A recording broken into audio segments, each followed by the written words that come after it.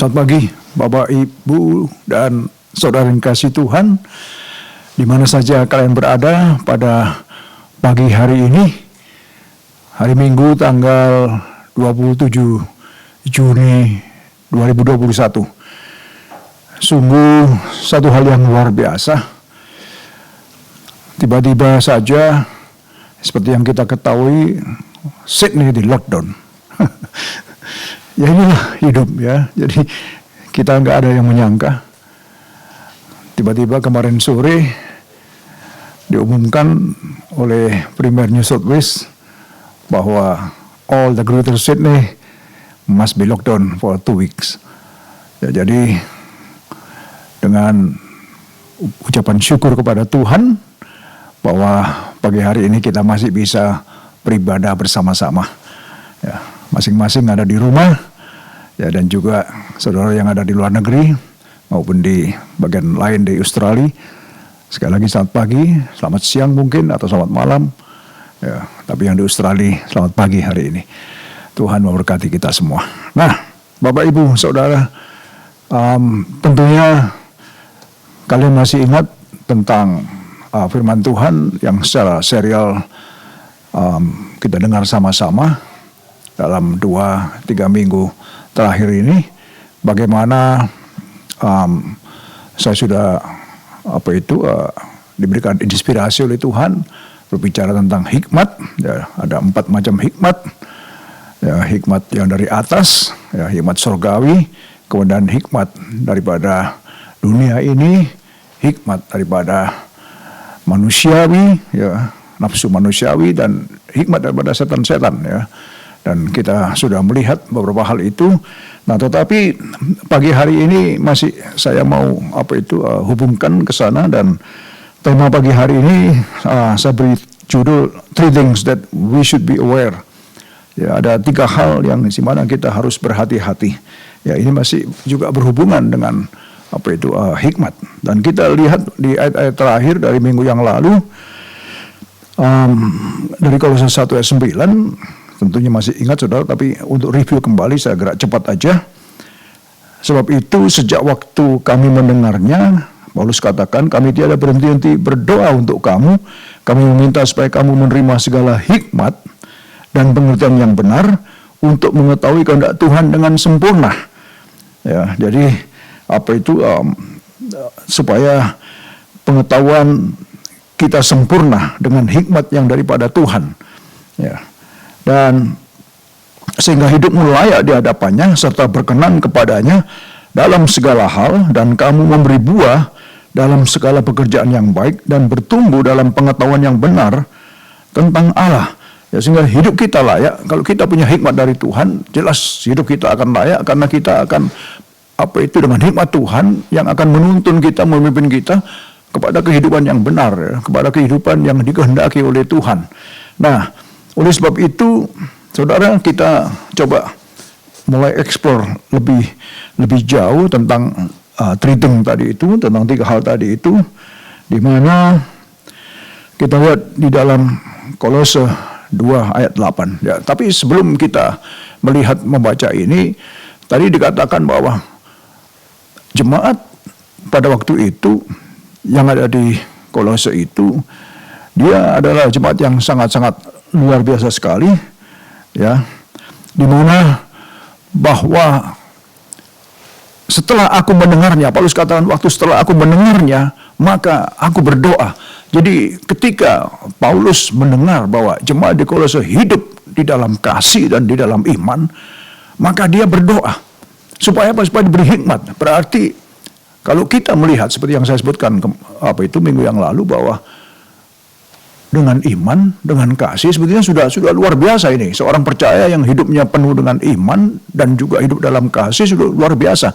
Tetapi mengapa masih dimintakan dengan sangat supaya engkau diberikan hikmat yang benar dari Tuhan?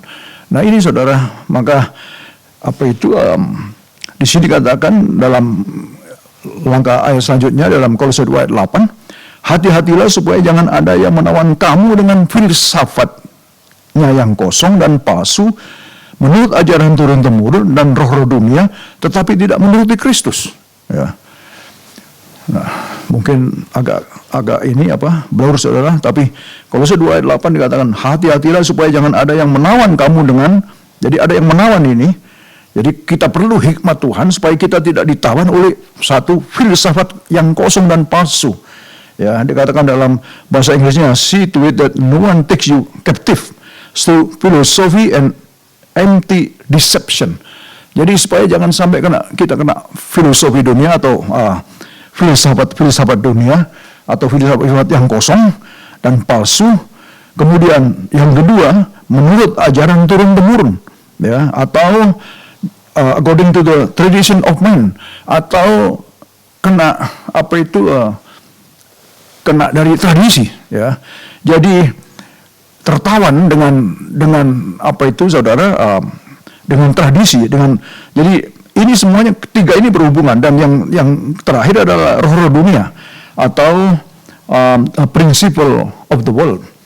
Nah, siapa principle of the world? Jelas sekali di Alkitab ditunjukkan bahwa principle of the world adalah setan.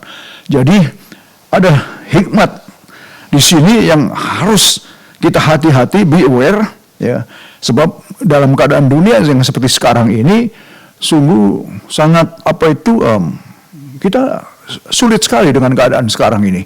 Tentunya semua juga merasakan, ya, sebagai orang percaya kita juga semua sama-sama sedang berjuang untuk mempertahankan iman kita, untuk mempertahankan our love, kasih Kristus yang ada dalam kita. Tetapi juga untuk supaya kita juga saudara punya hikmat. Sehingga dengan hikmat dari Tuhan ini kita tidak salah langkah. Sehingga dengan hikmat Tuhan kita bisa berjalan bersama dengan Dia. Dan hikmatnya akan menuntun Dia. Sehingga meskipun ada banyak saudara di dalam kehidupan sehari-hari, dalam lingkungan kita, baik lingkungan di dalam teman sekerja, teman seusaha, teman sekolah, dan banyak hal, ya, tentu akan banyak itu filosofi yang akan kita terima, ya, hikmat atau di sini. Nah, cerita-cerita daripada dongeng turun-temurun atau tentang roh dunia, ya, ada banyak hal yang bisa menawan kita, yang bisa men-drive kita keluar dari jalur di mana kita semestinya berjalan dengan hikmat Allah. Oleh sebab itu, saudara, pada pagi hari ini kita diingatkan tentang tiga hal ini, ya, supaya kita berhati-hati tentang filsafat yang kosong dan palsu, ini filsafat, filosofi, kemudian ajaran turun-temurun, dan kemudian roh dunia. Ya, ini tiga hal ini seperti benang ruwet yang selalu ada dan selalu mencoba untuk mempengaruhi kita, mencoba untuk menawan kita. Ya, tentu banyak hal saudara yang saudara tentu alami, ya, atau orang lain, teman dekat saudara, ya, teman kita atau saudara kita, family kita, ya, yang banyak hal yang aneh-aneh, ya. Nah, tadi pagi juga saya mendengar, ya, dari seorang saudara yang ada di Indonesia, ya kebetulan ada saudara dari koko daripada istri saya yang dipanggil Tuhan hari Jumat kemarin malam, dan pagi tadi semuanya serba repot, ya, untuk pengurusan penguburan dan lain sebagainya. Dan saya mendengar cerita, ya, dari seorang saudara juga bahwa ada, karena tanah kuburan juga sekarang ini sulit, ya, mahal dan lain sebagainya, ya.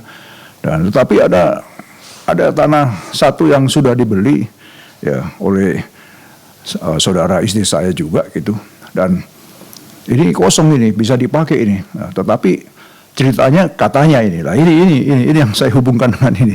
Itu kuburan itu, tanahnya itu ada di atasnya dari kuburannya papa dan mama. Jadi secara adat, secara tradisi, secara ajaran turun-temurun itu nggak boleh. Itu menutup rezeki katanya. Dan saya katakan seperti ini, saudara. Hey, come on.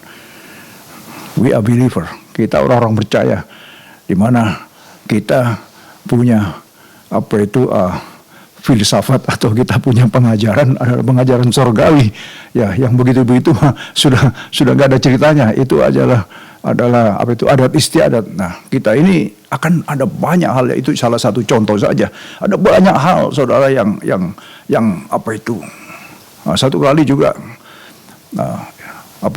seorang saudara juga pernah bersaksi untuk mau ini ya, hidup agak di pedalaman. Untuk mau ini naik mobil ceritanya. Jadi, wah, kepingin kencing, ya di mana ada toilet, nggak ada toilet lah. Ya.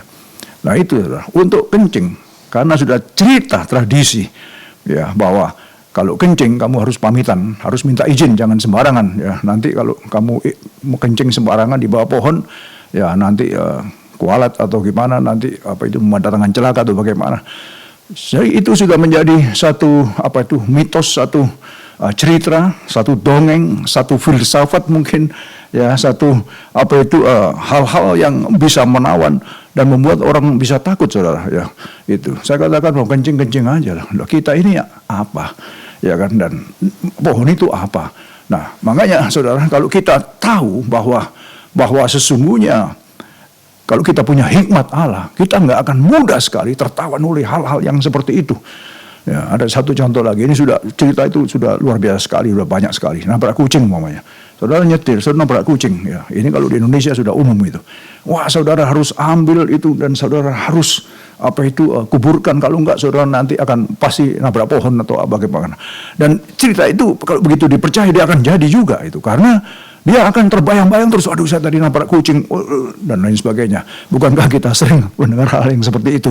Dan satu kali saya ditanya oleh seseorang, bagaimana ini nabrak kucing dan ini harus dibungkus dengan baju dan lain sebagainya. Saya katakan, kamu nabrak kucing, terus kamu mau turun, mau ini, ya sudahlah.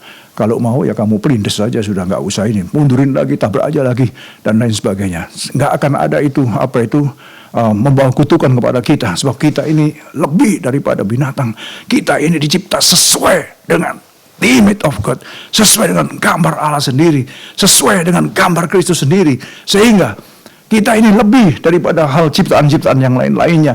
Nah itu saudara, ini memerlukan hikmat daripada Tuhan, sehingga kita tidak terperangkap atau tertawan ya, atau terbelenggu oleh hal-hal yang dikatakan di sini adalah filsafat kosong dan palsu ya. Filsafat atau ajaran turun-temurun ya, atau tradition of man ya. Kemudian according to the elementary principle of the world, atau roh dunia ya. Jadi itu hal semua yang harus kita patahkan.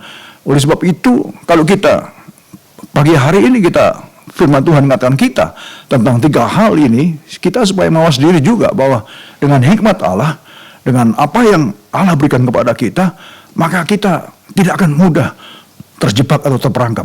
Meskipun keadaan dunia sekarang seperti sekarang ini, akan ada banyak cerita macam-macam. Ya, bayangkan saudara, ya Sydney sudah jalan begitu luar biasa, ekonomi sudah dikatakan bahwa menurut prediksinya mestinya nggak secepat ini sudah pulih, dan dia lebih pulih daripada yang diprediksi sebelumnya. Dan kalau kita lihat sudah luar biasa, tiba-tiba sekarang ya di lockdown seperti ini, bayangkan bagaimana nggak orang-orang yang nggak punya Tuhan, yang nggak punya hikmat Allah, nggak stres ya. Nah oleh sebab itulah pada pagi hari ini kita mengucap syukur bahwa Tuhan ingatkan kita tentang hikmatnya, tentang supaya kita berhati-hati, supaya kita tidak terpancing, tidak tertawan, tidak tertipu ya oleh hal-hal yang bisa menawan kita dengan hikmat-hikmat dunia. Nah, kita teruskan dulu dari Kolose 2 ayat 9, sebab dalam Dialah berdiam secara jasmanian seluruh kepenuhan kekalahan. Ya, ini bicara tentang Kristus. For in Christ all the fullness of the deity live in bodily form. Ya, kemudian ayat 10, dan kamu, nah ini saudara, kamu, yaitu saudara dan saya orang percaya, telah dipenuhi di dalam Dialah kepala semua pemerintahan dan penguasa, and you have been given fullness in Christ, who is the head over every power and authority. Jadi ini luar biasa. Kamu telah dipenuhi di dalam Kristus. You have been given fullness in Christ. Ya, kata dipenuhi atau fullness dalam kata kerja gerikanya plero itu artinya dipenuhi secara komplit, secara tuntas atau sempurna.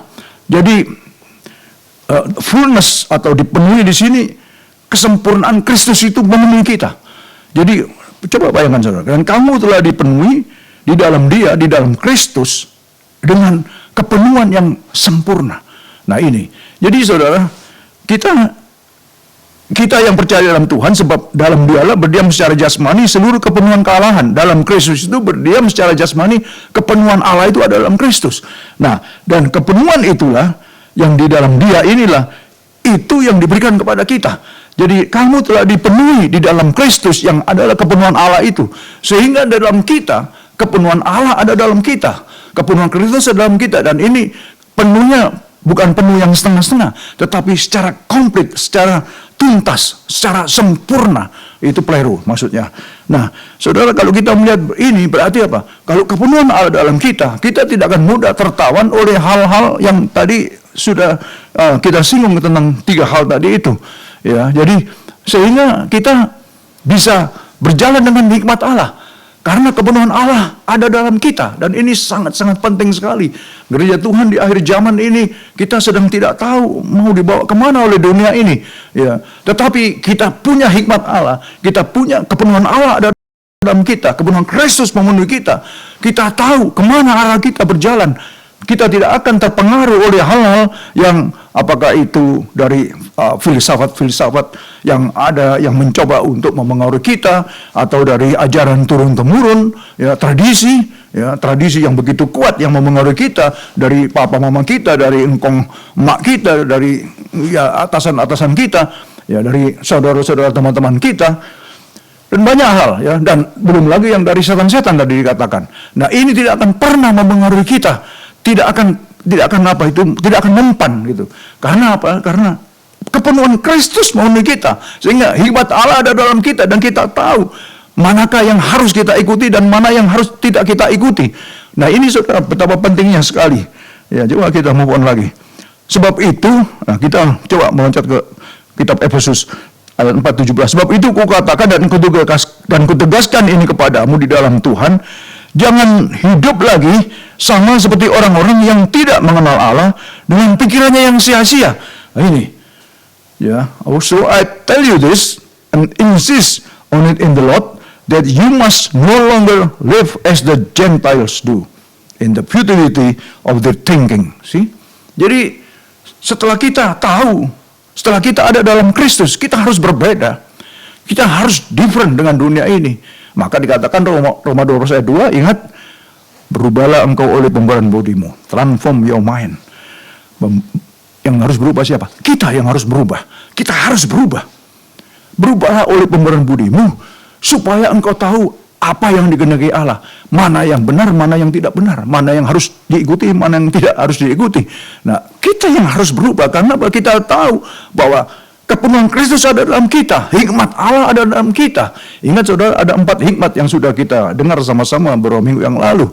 Ya, hikmat yang dari atas, hikmat yang dari dunia, hikmat yang dari manusia, dan hikmat yang dari setan-setan. Tapi kita punya hikmat yang dari atas, hikmat surgawi, hikmat yang daripada Tuhan itu ada dalam kita. Nah, sehingga sebab itu katakan dan kutegaskan ini kepadamu di dalam Tuhan, jangan hidup lagi sama seperti orang-orang yang tidak mengenal Allah. Pikirannya sia-sia. Itu, ya, ini bicara lagi tentang pikiran lagi, tentang hikmat lagi. Sia-sia orang yang tidak mengenal Allah. Kita orang yang mengenal Allah. Terlebih lagi kita sudah dikenal oleh Allah. Luar biasa sekali. Dan ya, ini orang dunia tadi pengertiannya gelap, jauh dari hidup persekutuan dengan Allah, karena kebodohan yang ada di dalam mereka dan karena kedegilan hati mereka. Ini saudara, jadi orang-orang yang kita jangan sampai kita hidup lagi sama seperti orang-orang yang tidak mengenal Allah. Dulu waktu kita belum mengenal Allah, iya, kita hidup sama seperti orang-orang yang tidak mengenal Allah, ya, dengan pikiran kita yang sia-sia dulu, ya, dan pengertian kita yang gelap, jauh dari persekutuan dengan Allah. Itu dulu. Karena apa? Kebodohan yang ada di dalam kita dan karena kedegilan hati kita itu. Tetapi puji Tuhan, Karena kematian Kristus di atas kayu salib, sehingga membuat kita berbeda. Membuat kepenuhan Allah memenuhi kita. Kepenuhan Kristus ada dalam kita. Sehingga kita bisa berjalan di dalam terangnya. Kita bisa berjalan di dalam kebenarannya. Luar biasa, saudara. Kita akhirnya bisa menjadi garam. Kita bisa menjadi terang dunia. Kita bisa dirasakan sebagai garam, bisa dirasakan oleh orang lain. Dan orang bisa melihat kita bahwa ada hikmat dunia, ada hikmat manusia, ada hikmat setan. Kita tetap konsisten dengan hikmat Allah yang ada dalam kita. Demikian juga filsafat-filsafat yang mencoba untuk menawan kita, ya, tradisi-tradisi nenek moyang yang mencoba untuk membelokkan kita. Atau dari principle of this world, dari setan-setan juga. Saudara, pengaruh-pengaruh itu tidak akan pernah bisa memengaruhi kita apabila kita sadar, kita mengerti, dan kita tahu jati diri kita. Siapakah kita di dalam Kristus ini sangat-sangat penting sekali. Maka tadi dikatakan berhati-hatilah, be aware with three things. Ya, dengan 3 hal tadi itu yang bisa saja menawan kita. Tapi kalau kita sudah tahu bahwa kita ditegaskan di sini, jangan lagi hidup sama seperti orang-orang yang tidak mengenal Allah, maka kita pasti kepenuhan Kristus itu akan selalu ada dan terus akan menuntun kita, mengarahkan kita kepada jalan dan kebenaran dan hidup. Nah, saudara, kemudian lihat ya, kalau tadi di dalam doanya Paulus kepada jemaat di Kolose, karena begitu kagumnya akan iman dan kasih mereka, sehingga berdoa supaya mereka dipenuhi dengan hikmat Allah. Sekarang kepada orang-orang Efesus, ayat 18 pasal 3, aku berdoa supaya kamu bersama-sama dengan segala orang kudus, ya, ini maksud saudara dan saya, semua orang kudus, dapat memahami betapa lebarnya, betapa panjangnya dan tingginya dan dalamnya kasih Kristus. Ya. Jadi saudara, sebagai orang percaya, ini tulisan kepada orang percaya, supaya setiap kita memahami, menyadari, mengerti betapa lebarnya, betapa panjangnya, betapa tingginya, dan betapa dalamnya kasih Kristus itu kepada kita. Luar biasa, saudara. Dan dapat mengenal kasih itu, sekalipun ia melampaui segala pengetahuan, aku berdoa, nah ini, supaya apa? Kamu dipenuhi di dalam seluruh kepenuhan Allah. Wish. Lihat. Jadi kalau tadi orang-orang ya yang di Kolose, dia sudah penuh dengan hidupnya penuh dengan kasih, mereka orang-orang yang beriman. Paulus melihat mereka perlu hikmat dan dia berdoa supaya mereka dipenuhi dengan hikmat Allah. Dan sekarang kita melihat bahwa sini sebagai orang-orang yang sudah dikuduskan, ya, supaya kita menyadari, memahami, ya, akan betapa luar biasanya kasih Allah itu, betapa dalam, betapa tinggi, betapa lebar, betapa panjangnya kasih, nggak bisa diukur kasihnya kepada kita. Nah, kita itu supaya paham akan hal itu, supaya kita ini kalau paham akan hal itu, kita tidak akan terpengaruh lagi dengan apa yang mencoba untuk iming-iming kita, untuk merayu-rayu kita dari hal-hal yang tidak sesuai dengan firman Tuhan. Kita pasti akan dengan mudah menolaknya dan dapat mengenal kasih itu sekalipun ia melampaui segala pengetahuan. Lihat, kasih itu melampaui segala pengetahuan. Karena di mana sih ada kasih yang bisa atau yang mau, yang rela menyerahkan dirinya untuk mati bagi orang berdosa? Saudara, di mana ada kasih seperti itu? Inilah yang dikatakan di sini. Ya, supaya kamu dipenuhi, ya, sehingga kasih yang kasih itu sekalipun ia melampaui segala pengetahuan, aku berdoa supaya kamu dipenuhi di dalam seluruh kepenuhan Allah ini. Jadi doanya ini lagi kembali supaya kita tidak tertawan, ya, supaya kita dipenuhi hikmat, dipenuhi juga dengan seluruh kepenuhan Allah, sehingga hidup kita ini penuh the fullness of God, the fullness of Christ is in us. Ini yang akan mendrive hidup kita, yang akan mengarahkan hidup kita untuk akan tetap teguh, ya, seperti Gunung Sion yang tidak tergoncangkan dikatakan. Ya, kita ada badai, ada serangan, ada pencobaan, ada tantangan, ada gelombang menerpa kita, gelombang pencobaan, gelombang problem. Ya, ada banyak problem yang melanda kita, tetapi kita akan tetap teguh, kita akan tetap kuat. Karena apa? Kepenuhan Kristus memenuhi kita. Seluruh kebenaran Allah ada dalam kita.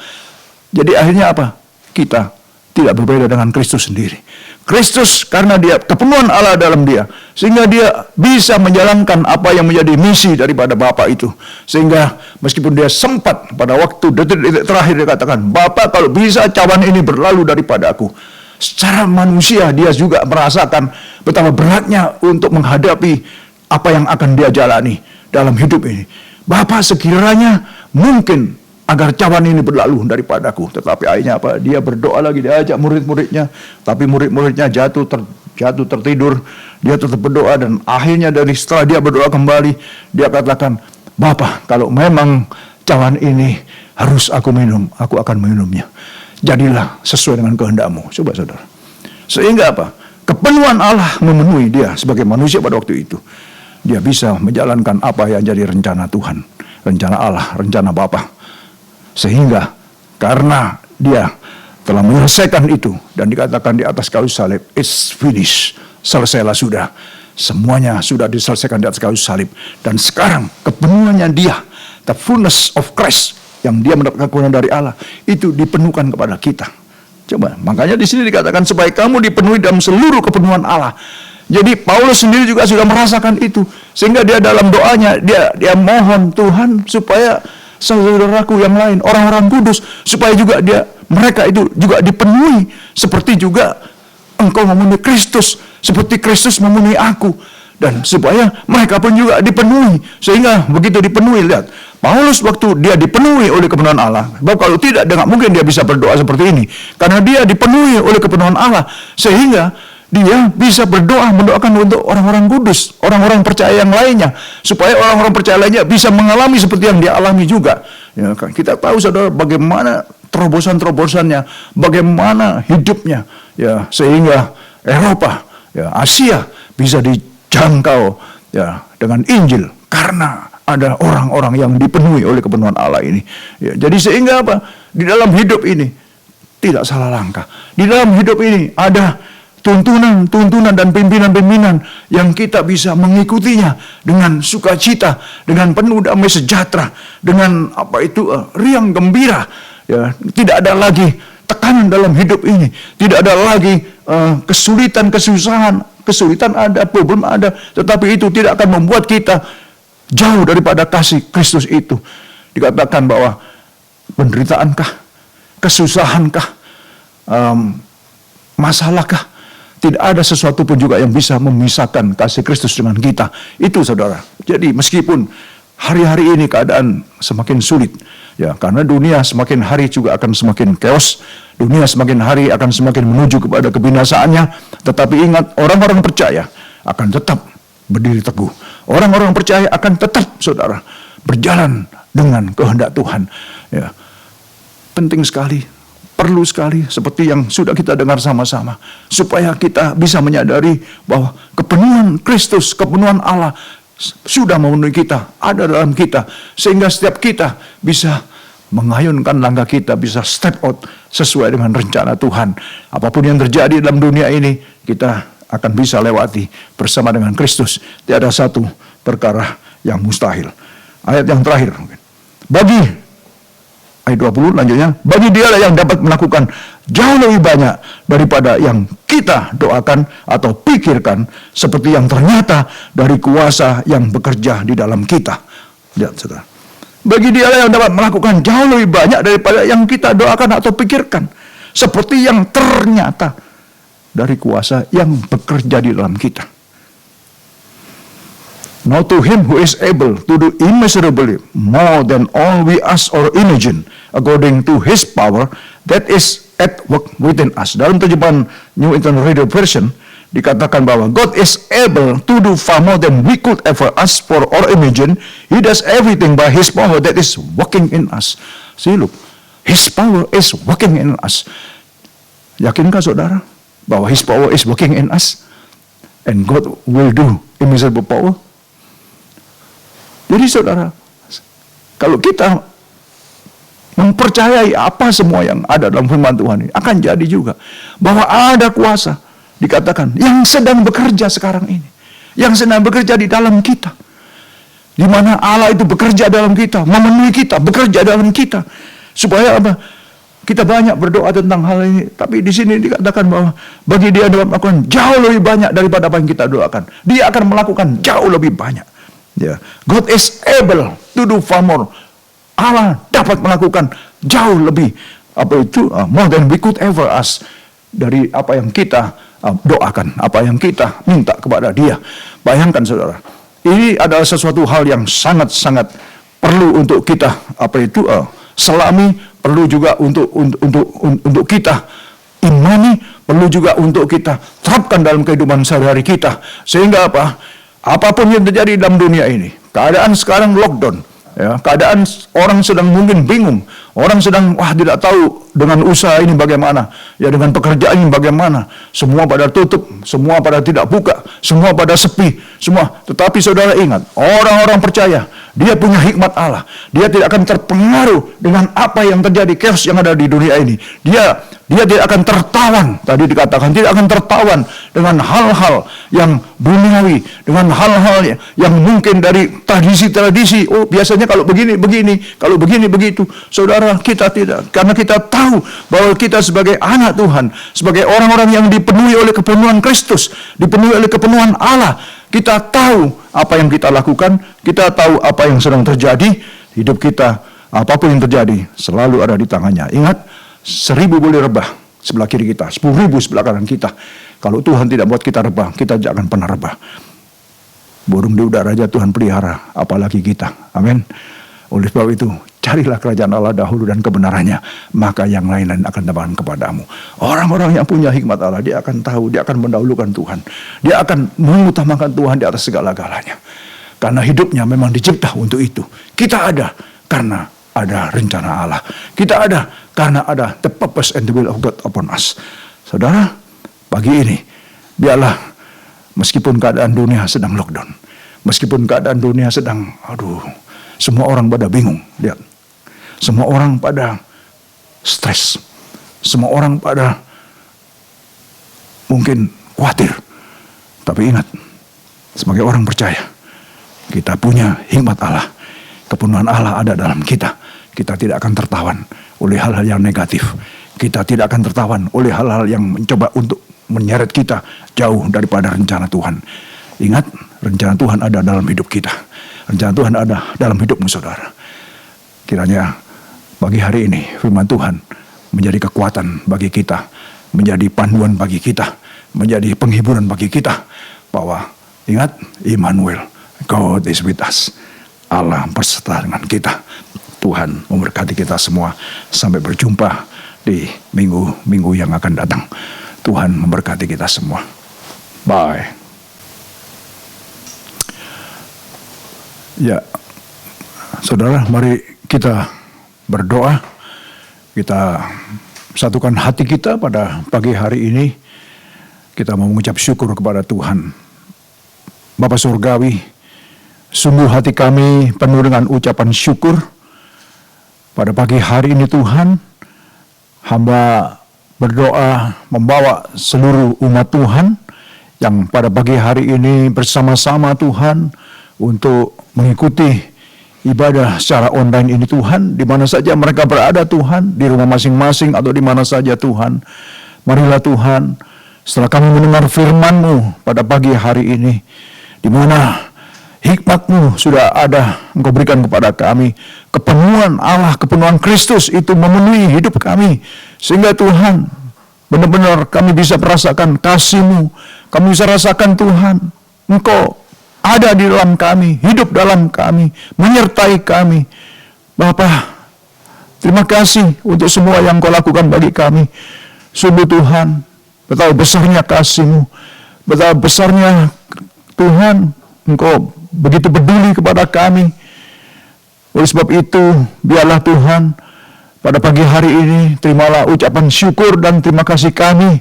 Setelah kami mendengarkan firman-Mu, kami sadar Tuhan, bahwa kami adalah orang-orang yang begitu spesial, yang tidak akan mudah lagi Tuhan tertawan, tidak akan mudah lagi Tuhan terpengaruh oleh konsep-konsep, oleh filosofi-filosofi dunia, oleh Tuhan, principle of this world.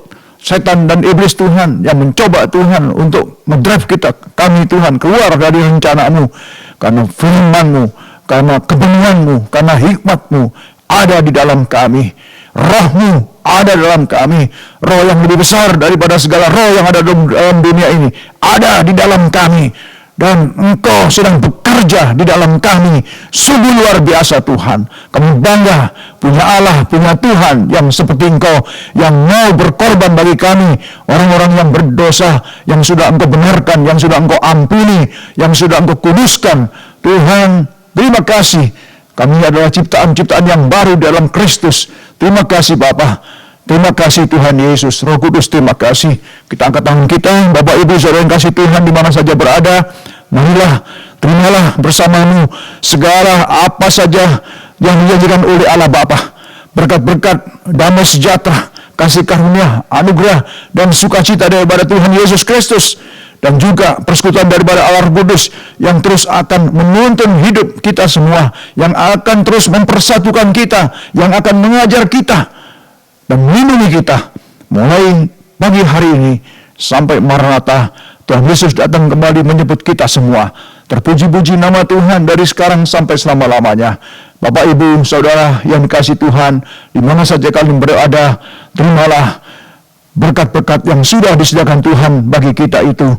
Dan diberkatilah di dalam setiap kesehatanmu, diberkatilah setiap rumah tanggamu, diberkatilah pekerjaanmu, diberkatilah usahamu, diberkatilah pelayananmu, diberkatilah studimu, dan apa saja yang kau kerjakan saudara berhasil demi kemuliaan nama Tuhan Yesus Kristus. Haleluya, haleluya, haleluya.